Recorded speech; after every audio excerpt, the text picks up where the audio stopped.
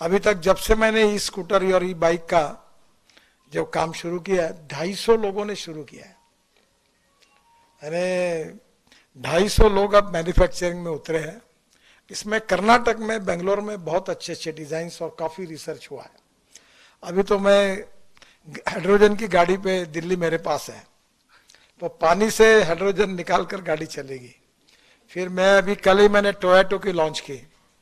वो ऐसी है कि उसके कैमरी मॉडल था जिसमें 60% पेट्रोल और 40% वही बिजली तैयार करेगा, जो बात आप बता रहे थे।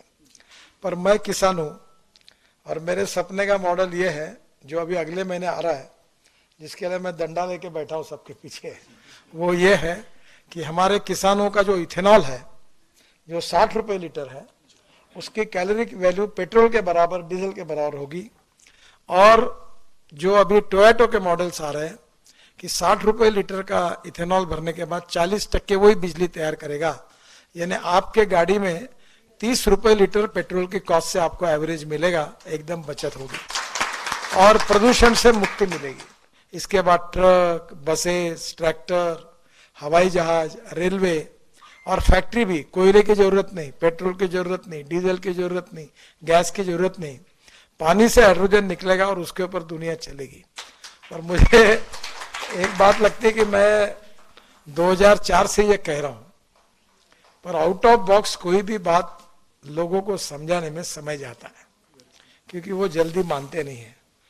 जितनी बातें कहता था उतनी सब प्रूव हो गई।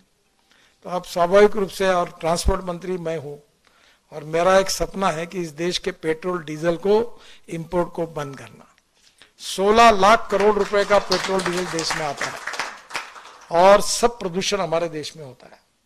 और अगर ये 16 लाख करोड़ में से 5 लाख 10 लाख करोड़ अगर गांव के गरीब किसानों के पास जाएंगे तो गांव के लड़कों को रोजगार मिलेगा।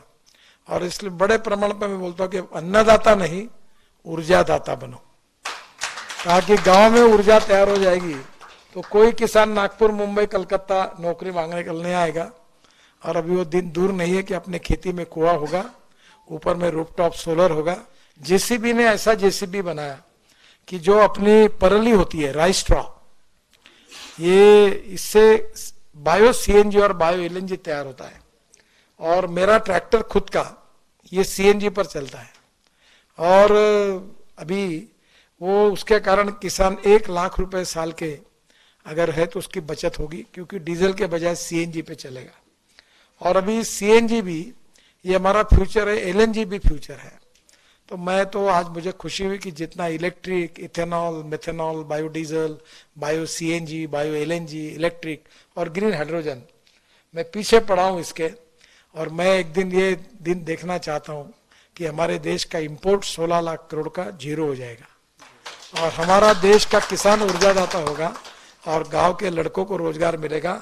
और इससे देश का प्रदूषण, आज जो डॉक्टर की बिल आप दे रहे हैं वो प्रदूषण के कारण दे रहे हैं, वो प्रदूषण खत्म होकर देश को मुक्ति मिलेगी। वीके न्यूज, राष्ट्र के नाम।